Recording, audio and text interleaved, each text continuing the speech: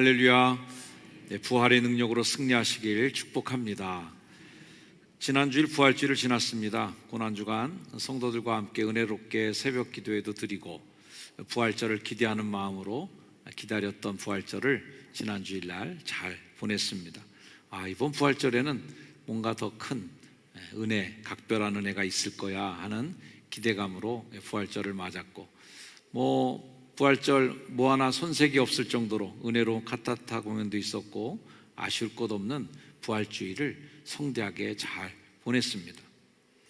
그런데 부활주일을 지난 후에 솔직히 제 마음에 좀 허전함, 한켠에 뭔가 빈자리가 느껴지는 것은 방금 우리가 인사 말씀드린 대로 부활의 능력으로 승리하시기를 축복합니다 라고 서로 인사를 나누었는데, 부활의 능력이 정말 내 안에 충만한지, 그리고 그 능력으로 승리한 기쁨이 넘치고 있는지, 이런 질문들이 마음에 좀 남아 있었습니다. 첫 번째, 부활을 목격한 사람들은 부활 이후에 온 삶이 변화가 되었는데 그런 부활의 영향력을 지금도 경험하고 있는지 이렇게 질문해 볼 때 제 안에서 선뜻 예스라는 단어, 답이 안 나오는 거죠. 주보 칼럼에도 신방에 대해서 글을 썼습니다만, 요즘 성도들을 만나고 신방하면서 느끼는 마음, 눈물 어린 기도 제목도 듣고 또 마음 아픈 사연도 또 들으면서 간절히 기도하며 신방하고 있습니다. 제 안에는 그 성도를 향한 사랑도 넘치고 있고 같이 마음도 아파오고 또 공감하고 간절하게 기도도 드리지만, 한편으로는 제 자신이 좀 부족하다라는 느낌이 드는 것은, 예수님께서 달리다고 소녀야 일어나라 그러면 그 소녀는 벌떡 일어났는데 나에게 그런 능력이 없는 것이 아쉬움이 있습니다. 그렇게 치유와 회복이 말 한마디로 벌떡 일어나는 그런 회복이 있으면 얼마나 좋을까. 내 자리를 들고 일어나 걸으라 하고 말씀하실 때 38년이나 누워있던 자리를 들고 일어나 집으로 가던 그 기적처럼 좀 몸이 아픈 성도님들, 질병에 고통하는 성도님들, 그 아픔의 자리를 좀 툴툴 털고 일어나서 걸으시면 얼마나 좋을까 하는 안타까움이 있습니다. 경제적으로 어려운 가정에 가서는 성도님, 집사님 오른편에 그물을 던지세요 라고 한마디만 지침을 주면 정말 대박이 나서 배가 가라앉을 정도로 물고기가 많이 잡히고, 그래서 경제적인 문제, 삶을 무겁게 만드는 그 물질의 문제가 한 방에 다 해결이 되는 이런 일들이 일어나면 얼마나 좋을까. 믿음 생활하면서도 확신이 없는 분도 있습니다. 그런 내적 갈등, 교회에 출석하고 있지만 이 교회에 적을 두고 있지만 여전히 하나님과 세상, 하나님과 돈, 하나님과 나 사이에서 머뭇거리면서 선택하지 못하는 성도에게 가서는 부활하신 예수님이 도마에게 나타나셔서 손에 못자국도 만져보게 하시고 허리에 창자국도 만져보게 하시고, 그렇게 실질적으로 손을 이렇게 막 만져보는, 실제적으로 이렇게 체험할 수 있는 그런 영적 체험을 해드리게 할 수 있다면, 그래서 그 성도도 그것도 믿음의 갈등 없이 나의 주여, 나의 하나님이십니다 하고 예수님을 정말 마음의 중심으로 모시고 아무 의심이나 갈등 없이 예수를 믿게 된다면 얼마나 좋을까. 이런저런 사정, 이런저런 답답한 상황 앞에서 제가 할 수 있는 일은 그저 같이 좀 아파해주고 같이 울어주는 일 밖에 없다는 것이 답답한 거죠. 부활의 능력이라고 한다는 것, 부활의 능력을 우리가 믿고 예수를 믿고 있는데, 죽음의 권세를 정복하신 승리가 예수님에게 있다는 것을 믿고 선포하는데, 무덤을 박차고 나오신 그 생명의 환희가 돌문을 굴리고 그 안에서 빈 무덤으로 승리의 소식을 전해주셨는데, 우리가 2000년 전에 지났던 그 부활절을 기념일 지키듯이 그냥 한번 기념 행사하듯이 칸타타도 하고 행사도 하고 이런저런 모임도 하고 하면서 지나면 이거 안 될 텐데 하는 부활절에 대한 아쉬움이 있었다는 겁니다. 부활은 지금 여기에서 여전히 일어나야 하는 영적 체험이어야 할 텐데, 성도들을 대상으로 목회하는 이 정현수 목사가 섬기는 이 교회 안에서 성도들이 그런 부활을 지금 경험하고 있을까, 살아나고 있을까 하는 염려의 마음을 갖게 된 것입니다. 이런저런 생각으로 한 주간 보내며 오늘 말씀을 준비하게 되었어요. 그래서 오늘 제목이 부활 이후의 부활인데, 앞에 부활은 예수님이 2000년 전에 부활하신 그 부활이고요, 그 이후의 부활이라고 하는 따옴표 안에 있는 부활은 지금 우리가 경험해야 할, 반드시 여러분들이 한 번은 경험해야 될 여러분만의 부활이 바로 두 번째 부활인 겁니다. 지난 부활주일에 온 교우들이 다 한 자리에 모이는 예배의 감격도 우리가 누렸습니다. 잘 준비된 칸타타도 은혜롭게 잘 감상하고 함께 나누었습니다. 하지만 부활절이 그렇게 일회성 행사, 그렇게 프로그램 몇 개 하면 훅 지나가는 이벤트가 돼버리면 어떡하나, 이렇게 부활절이 끝나면 안 될 텐데 하는 마음으로 오늘 부활절 이후의 첫 주일에 부활절에 관계된 말씀을 여러분과 좀 나누고 싶었습니다. 부활의 의미는 단순히 과거의 기념에 머무는 것이 아니라는 것 우리가 잘 알죠. 아마 여러분들도 그 말에는 다 동의하시라고 믿습니다. 부활은 여전히 현재 누려야 될 소망의 근거이고 매일 삶을 변화시키는 능력일 때 부활절이 의미 있는 날이죠. 2000번이나 넘게 그 부활절을 이벤트성으로 기념일을 지키고 있는 것은 무슨 의미가 있겠습니까? 오늘 여러분과 함께 읽은 이 말씀은 부활을 온 삶으로 경험한 그분의 고백입니다. 부활을 온 삶으로 온몸으로 느끼고 경험한 사도 바울이 고백한 말씀이 오늘 읽은 본문의 말씀인데, 이 말씀은 부활하신 그리스도를 누군가가 정말 온몸으로 맞아버렸을 때, 그 부활을 온몸으로 체험했을 때 일어나는 심오한 변화를 아주 짧은 말 속에, 성경 말씀 속에 압축해 놓은 말씀이에요. 우리는 이 말씀을 아주 익히 들은 말씀일 거예요.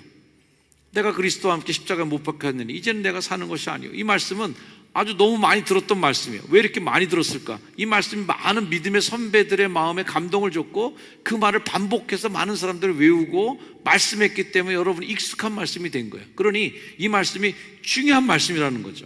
오늘 이 말씀을 통해서 부활의 경험이라는 것이 과거에 단순히 한 번 일어났던 사건이 아니라 바로 지금 여기에서 여러분의 삶을 역동적으로 막 바꿔나갈 수 있는 현재 진행형 사건이 바로 부활의 사건이다라는 것을 오늘 깨닫고 믿고 아멘하고 돌아가시기를 주의 이름으로 축원을 드립니다. 오늘 말씀 이렇게 시작해요. 같이 한번 읽어볼까요? 시작. 내가 그리스도와 함께 십자가에 못 박혔나니. 이 강력한 이 첫 문장은 죄에 얽매여 살던 과거와의 단절, 그 과거의 단절의 주인공이 내가 십자가에 못 박혔다라고 하는 나의 고백으로 증명이 되는 말씀입니다. 단순히 예수님의 처형을 지켜만 보면서 아이고 안 됐네, 저 양반이 내 죄를 위해서 죽었대 라고 하면서 구경꾼 바라보듯이 바라보는 게 아니라 나도 거기에 같이 올라갔고 나도 거기서 죽었다 라고 하는 자기 고백이죠. 믿는 자는 누구나 이렇게 선언해야 합니다. 나는 예수님과 함께 죽었다. 여러분 한번 해보세요. 시작. 나는 예수님과 함께 죽었다. 이 고백이 내 삶으로 부활을 훅 가져오게 하는, 내 문을 마음에 확 열어 적히는 정말 키워드 같은 거죠. 죽지 않으면 부활도 없는 거죠. 죽지 않으면 거듭남도 없는 거죠. 우리 예수 믿는다는 게 뭐예요? 거듭나는 거잖아요. 근데 거듭나려면 옛날 건 죽고 새 것은 살아야 거듭난다고 얘기하는 거예요. 내가 시퍼렇게 살아있으면 십자가의 능력이 내 안에서 역사할 공간도, 숨쉴 공간이 없는 거죠. 그래서 끊임없이 우리는 나를 하나님 앞에 세우는 기도를 합니다. 그리고 회개하죠. 회개가 뭐예요? 계속 나 줄여가는 거죠. 계속 나를 좀 죽이는 작업이죠. 나를 하나님의 말씀 밝은 광명의 빛 앞에 딱 세워놓고 나를 더 철저하게 돌아보면서 내 자신을 갈아엎는 그런 영적 자극이 있는 게, 그게 부활의 신앙을 사는 삶이죠. 이 거듭남이 없는 신앙인들 여러분 주변에서 볼 수 있을 겁니다. 그러고 욕할 수 있죠. 예수 믿는데 왜 저래? 예수 믿는데 왜 그래? 교회는 왜 그래? 라고 하는 욕먹을 때 그 왜 그래는 왜 그럴까요? 거듭나지 않았기 때문에 그런 거죠. 아직 안 죽었기 때문에 그런 거죠. 시퍼렇게 살아있고 아직도 내 자아가 살아있으면 그 신앙인을 볼 때 사람들이 눈에 어떻게 봅니까? 왜 그래? 라고 봅니다. 예수 믿는데 왜 그래? 잘못된 거죠. 그러므로 사도는 이렇게 고백합니다. 고린도서 15장 말씀에 형제들아 내가 그리스도 예수 우리 주 안에서 가진 바 너희에 대한 나의 자랑을 두고 단언하는데 나는 날마다 죽노라 이렇게 사도가 고백합니다. 매일 죽는다고. 그래야 매일 부활의 능력을 경험하는 거죠. 그래야 매일 예수님이 내 삶의 부활의 역사를 일으키는 것을 체험하고 내가 계속 죽고 다시 부활하는 과정을 통해서 점점 그리스도를 닮아가는 형상으로 바뀌는 거죠. 한 번도 안 죽으니까 옛날의 모습 그대로 가지고 신앙생활 하려다 보니까 나도 힘들고 남도 힘들게 하고 교회도 욕먹이고 십자가도 욕먹이는 일이 되고 마는 거죠. 갈라디아 교회에 보낸 이 편지의 배경을 보면 갈라디아 교회에 왜 바울이 이 편지를 썼겠어요? 복음을 이 갈라디아 교회인들이 받아들였는데 율법을 버리고 복음의 자유함으로 가야 되는데 갈라디아 교회 사람들이 율법에서 다시 이제 복음에서 다시 율법으로 회귀하려는 움직임을 보이고 있는 거예요. 예수를 믿다 보니까 내가 너무 잘난 것처럼 보이는 거죠. 예수님을 위해서 희생하고 살다 보니까 야 나처럼 해. 뭔가 더 많이 규칙을 만들어내고 이렇게 해야 예수 믿는 거야. 이렇게 해야 어느 정도 수준 있는 기독교인이야 하면서 더 많은 계명들을 만들어가기 시작하는 거죠. 그래서 다시 율법주의로 빠져들어가는 거예요. 그렇게 보여주기식 신앙, 행동으로 보여주는 신앙, 내 의의를 드러내는 신앙, 이걸로 바뀌어가는 그 갈라디아 교인들을 보면서 외치는 간절한 호소가 이 갈라디아서의 말씀입니다. 십자가는 뭐예요? 단순한 용서의 상징이 아니라 변화의 시작점이 되어야 되는데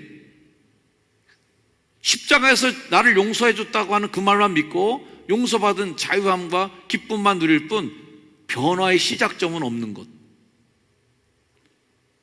그러면 그 십자가는 아무 의미 없다는 거죠. 변화는 이 고백으로 시작합니다. 우리 함께 고백해 볼까요? 읽습니다. 한번 시작.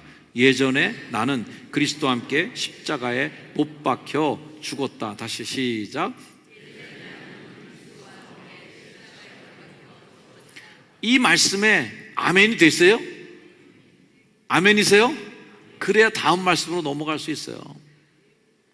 다음 말씀이 뭐예요? 그런즉 이게 되니까 이게 가능해졌으니까 그런즉 다음 단계로 넘어갈게 하면서 이제는 그런즉 이제는 그렇게 됐으니까 이제는 달라 하면서 이제는을 얘기해 주는 겁니다. 이제는 내가 사는 것이 아니요 오직 내 안에 그리스도께서 사시는 것이다라는 고백을 하게 될 수 있어요. 이 말씀에 아멘이 되시는 분들이 되길 축복합니다. 이 말씀에 아멘이 되는 분들은 이렇게 외칠 수 있어요. 내 삶의 주인이 바뀌었다고 고백할 수 있습니다. 한번 읽어주세요. 시작. 우리가 믿음 생활하면서 사용하는 에너지의 대부분은 신앙생활하기 힘들어요. 교회 생활하기 힘들어 할 때 그 힘듦의 모든 에너지의 한 80, 90%는 어디에 쓰이냐면 주인 자리 놓고 싸우는 겁니다. 주인이 누구인가? 내 인생의 핸들을 누가 쥘 것인가? 라고 하는 주도권 싸움으로 우리들의 에너지의 대부분이 소비되고 있어요. 이 말씀을 준비하면서 문득 CCC 사형리 전도 쪽지가 생각났습니다. 아마 옛날 분들은 많이 보신 그 문서죠. 네. 하나님은 당신을 향한 위대한 계획을 품고 있습니다. 그래서 사형리를 전도하는데 동그라미 그림 한번 보세요. 동그라미 그림 보면 이런 그림이었어요. 동그라미 주변에 이제 의자 가운데 의자가 하나 있고 거기에 내가 앉아 있는 의자 그림이 있고 이것도 크게 보여주면 좋을 텐데, 네, 제 얼굴 필요 없어요, 이 순간에는요. 크게 보여줘도 됩니다. 내가 앉아있는 의자가 있을 수 있고, 예수님은 동그라미 바깥으로 밀려나 있는 그림, 그 다음에 십자가가 그 의자의 중심에 놓여져 있고, 내 주변의 모든 주변의 환경들과 상황들이 다 그 의자에 앉아있는 십자가로 향해져 있는 그림, 이것이 이제 그리스도인이라고 하는 것이 되는 거듭남의 순간을 보여주는 그림입니다. 당연한 신앙의 흐름은 뭐예요? 왼쪽 동그라미에서 오른쪽 동그라미로 옮겨져 가야 되는 거죠. 신앙생활이 힘든 이유가 뭐예요? 대부분 내 안에서 일어나는 의자에 누구와 앉을 것인가 라고 하는 싸움인 거죠. 성경은 일관되게 예수를 만난 이후의 삶에 대해서 우리에게 많이 말씀을 하고 있습니다. 고린도후서 5장의 말씀 한번 읽어볼까요? 시작. 그가 모든 사람을 대신하여 죽으심은 살아있는 자들로 하여금 다시는 그들 자신을 위하여 살지 않고 오직 그들을 대신하여 죽었다가 다시 살아나신 이를 위하여 살게 하려 함이라. 누가 주인이 돼 살 것인가? 누가 내 인생에 시간과 에너지를 사용할 권한이 있는 것인가 하는 것을 정하라는 거예요. 로마서 14장의 말씀 같이 한번 읽습니다. 시작. 우리가 살아도 주를 위하여 살고 죽어도 주를 위하여 죽나니 그러므로 사나 죽으나 우리가 주의 것이로다. 내 삶의 주인은 누구인가? 사나 죽으나 주님의 것이야. 그러니 내가 죽는 것도 유익함이라 라는 말씀도 할 수 있는 거죠. 골로새서의 말씀 한번 다시 읽어봅니다. 시작. 그러므로 너희가 그리스도와 함께 다시 살리심을 받았으면 위의 것을 찾으라. 거기는 그리스도께서 하나님 우편에 앉아 계시느니라. 위의 것을 생각하고 땅의 것을 생각하지 말라. 이는 너희가 죽었고 너희 생명이 그리스도와 함께 하나님 안에 감추어졌습니다. 예수님을 믿고 살아간다고 하는 것은 내 안에 거하시는 그리스도를 현실로 받아들이고 살아간다는 거예요. 이거를 흔한 말로 인격적으로 예수님 만났다 이런 식으로 표현하는 겁니다. 내 안에서 그분이 계신 것처럼 느껴지고 그렇게 실제적인 경험이 된다는 거죠. 예수님 어떤 사변적으로 믿고 이론적으로 믿고 그냥 공중에 붕붕 떠 있는 분으로 멀리 죽어서 만날 분으로 예수님이 보는 게 아니라 내 안에 사는 이 예수 그리스도니 이 고백을 하는 거죠. 그래서 나라는 존재의 중심이 자기 통치권에서 바로 그리스도의 통치권으로 넘어가는 것이 신앙의 성숙이고 믿음의 성숙인 겁니다. 교회 안에서 자기 통치권이 강한 사람이 있으면 그 교회는 매일 분란만 나는 거죠. 왜? 내 생각에는 내 생각에 이거 계속 얘기할 테니까요. 주님이 생각할 때는 어떨까? 내 안에 사는 이 예수 그리스도니 라고 하는 것이 내 안에서 예수님이 말하는 것처럼 말해줘야 되는데 내가 죽어서 부활하는 그 경험이 없이 거듭남의 경험 없이 옛 자아가 그대로 있는 것을 성경은 그 꼴을 볼 수가 없는 거예요. 그렇게 살면 안 된다는 거예요. 왜? 구원이 없으니까. 우리의 생각, 우리의 동기 그리고 행동은 우리 안에 있는 이제 하나님의 임재, 그분의 임재에서부터 흘러나와야 되는 거죠. 그렇다고 해서 우리가 예수님 우리를 수동적으로 만들거나 개인의 특징, 개인의 기질적인 여러 장점과 이런 것들을 다 묵살해버리고 획일화시키고 평준화시키는 게 아닙니다. 주님을 우리 삶의 중심에 모신다는 것의 전제는 뭐냐면 따라합시다. 그분은 나한테 좋은 분이야. 이 고백을 하는 거예요. 내 의지를 그분에게 양보해도 그분은 당연히 나를 좋은 데로 데려가지 나를 이상한 데로 끌고 가지 않을 거야. 믿음이 생겨야 핸들을 양보하는 거예요. 그분은 내 재산을 맡아 갖고 있을 때 함부로 그분 다 쓰시고 나를 거지로 만들지 않을 거야. 나를 더 풍요롭게 해주시고 나를 풍성하게 해주시는 분이지 그럴 때 그분에게 헌금할 수 있지. 그게 안 믿어지는데 어떻게 예수님께 내 돈을 맡겨요? 그분이 내 시간을 사용할 때 나를 더 가치 있게 만들고 내 삶을 더 풍성하고 의미 있고 가치 있는 삶으로 나를 만들어 가실 것을 믿으니까 그분에게 내 시간을 맡겨드리는 거지, 내 인생을 피폐화시키고 나를 더 고독하게 만들고 나를 더 나락소로 떨어뜨리는 그런 예수님이랑 내 시간을 어떻게 맡기겠어요? 절대 나는 예수님한테 내 시간 한 시간도 안 맡길 거예요. 그 믿음이 있는 거죠. 마태복음 말씀처럼 너희가 악한 자라도 좋은 것으로 자식에게 줄 줄 알거든 하물며 하늘에 계신 너희 아버지일까 보냐. 아버지께서 구하는 자에게 좋은 것이라는 거예요. 좋은 것으로 주지 않겠냐? 그러니 내 삶의 주도권에 의자에 예수님을 앉혀도 좋은 것으로 주시는 주님을 믿으니까 기꺼이 양보할 수 있고, 그분이 내 삶의 중심에 의자에 앉아 있으니까 내가 훨씬 더 좋아졌네, 예수 믿으니까 너무 행복한데, 고백할 수 있게 되는 거죠. 이 경험이 없는 분은 계속해서 의자의 주도권 싸움하다가 믿음 생활도 피곤하고 인생도 피곤하고 신앙은 나를 방해하는 방해꾼일 뿐이고 교회 생활은 나를 괴롭히는 삶의 괴롭힘이야 라고 느낄 수밖에 없는 거죠. 좋으신 하나님, 그 아버지의 마음으로 나를 좋은 곳으로 데려가 주시고 좋은 것을 주시는, 최선의 것을 주시는 우리 하나님. 제가 계단 올라갈 때마다 늘 새벽기도 끝나고 계단 올라와서 6층으로 항상 운동삼아 올라가는데 거기 써 있는 글이 있어요. 나는 하나님께 최고의 것을 구했지만 하나님 나에게 최선의 것을 주셨다. 어느 분이 쓴 말인지 모르지만 하여튼 그분 제가 좋아하는 말씀입니다. 우리가 이런 찬양 많이 불렀어요. 유치한 가사지만 같이 한번 불러볼까요? 좋으신 하나님, 좋으신 하나님, 참 좋으신 나의 하나님. 너무 가사도 간단하고 멜로디도 간단한데 굉장히 오랫동안 불렸던 애창곡이었습니다. God is so good. 하나님 너무 좋아 하는 고백이에요. 이 찬양에 동감하신다면 기꺼이 핸들을 주님께 맡겨도 안심이 되실 거예요.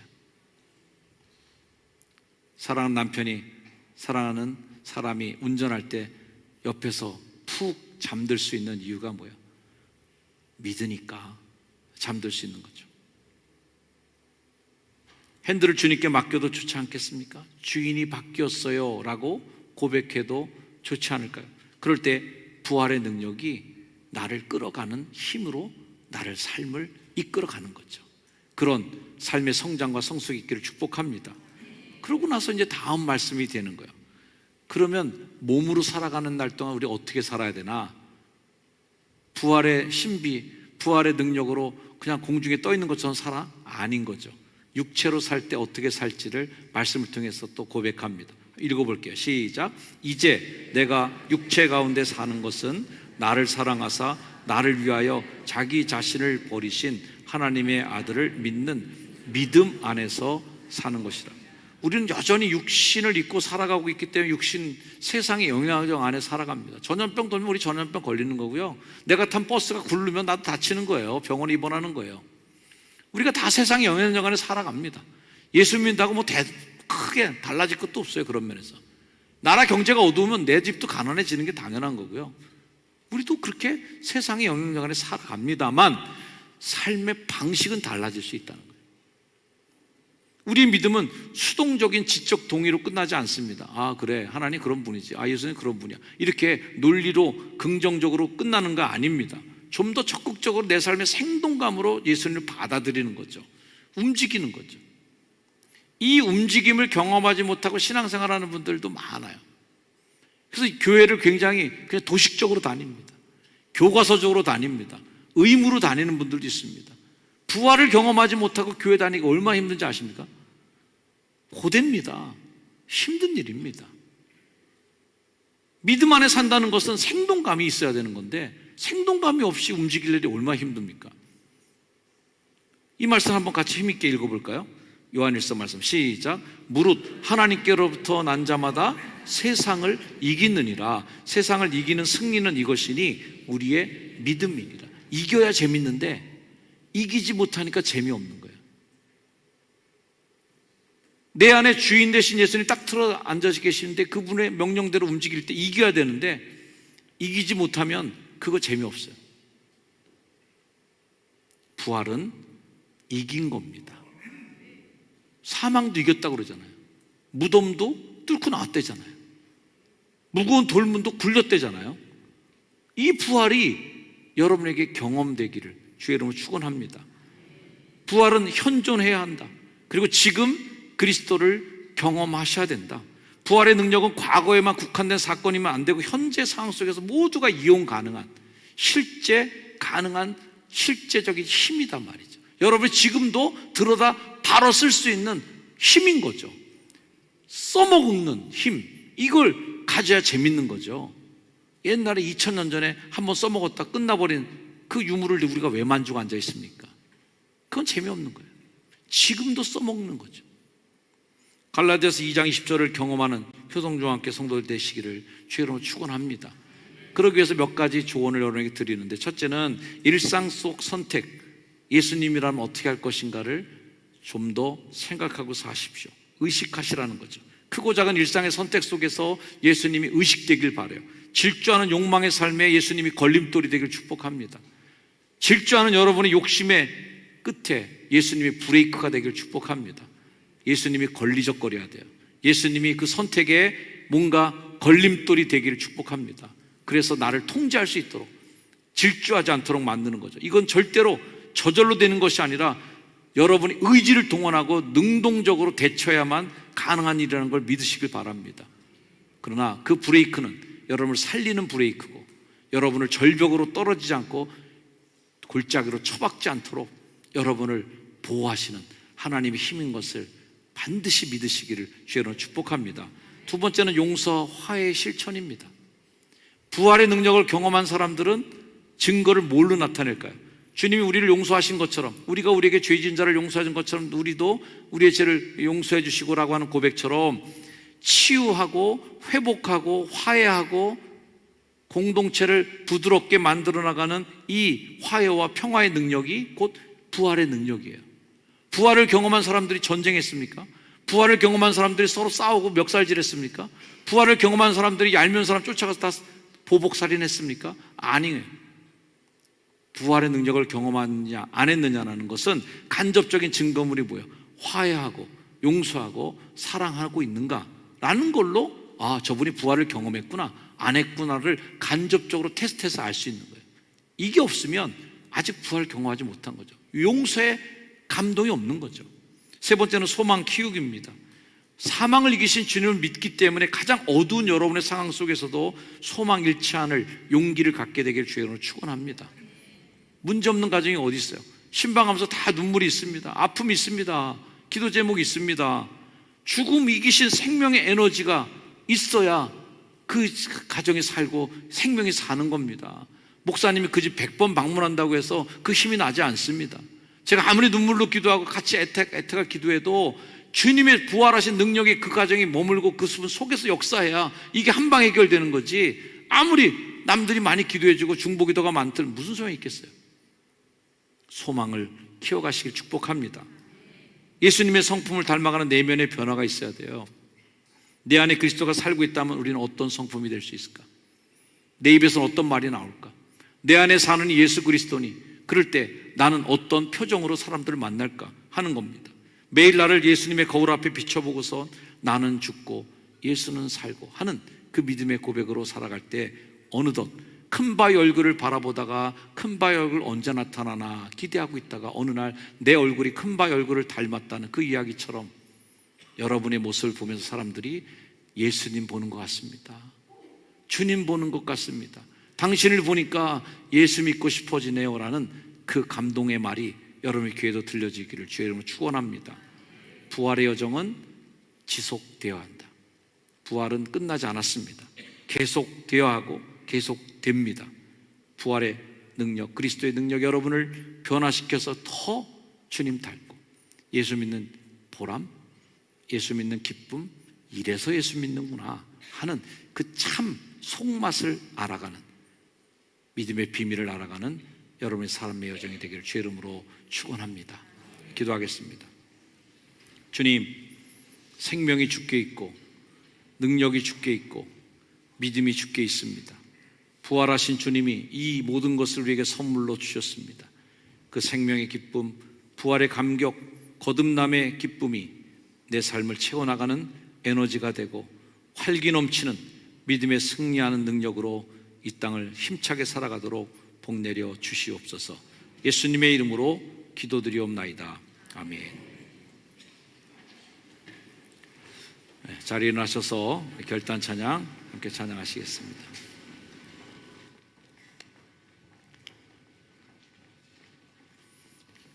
생명 주께 있네, 능력 주께 있네, 부활하신 주님 힘을 다해 찬양하는 시간 되길 바랍니다.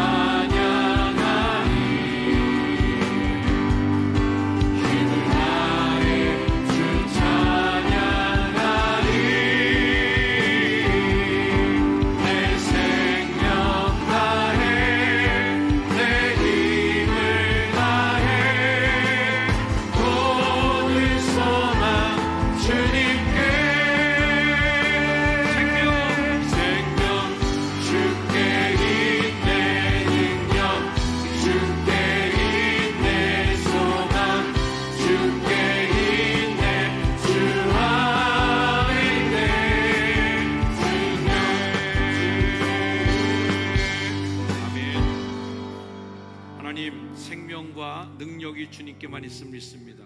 부활의 통로를 통하여 여러분에게 부어주시는 하나님의 능력이 임하기를 축복합니다. 함께 기도하는 시간 갖고, 하나님 이 시간에도 여전히 내게 부활의 역사가 일어날 줄로 믿습니다. 부활의 역사에 동참하게 하옵소서. 기도하는 시간 갖겠습니다. 하나님 축복합니다. 성도들의 삶을 축복하사 생명이 주님께 있음을 믿고, 능력이 주님께 있음을 믿고, 소망이 주님께 있음을 믿고, 하나님 부활하신 주님 안에서 능력과 생명과 소망을 누리는 성도들이 되게 도와주셔서 여전히 살아계신 주님과 함께 만나는 복된 삶이 되도록 주여 인도하여 주시옵소서. 주님의 생명과 소망의 부활의 기쁨이 온 성도들을 붙잡아 인도하여 주옵소서. 아멘.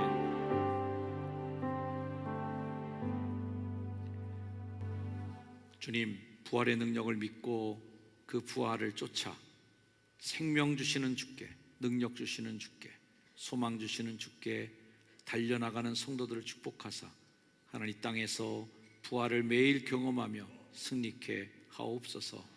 그렇게 소망하는 주의 백성들 머리 위에 우리 주 예수님의 은혜와 하나님의 사랑과 성령님의 돌보시는 은총이 이제 이후로 영원까지 늘 항상 함께하여 주시기를 간절히 축원하옵나이다. 아멘.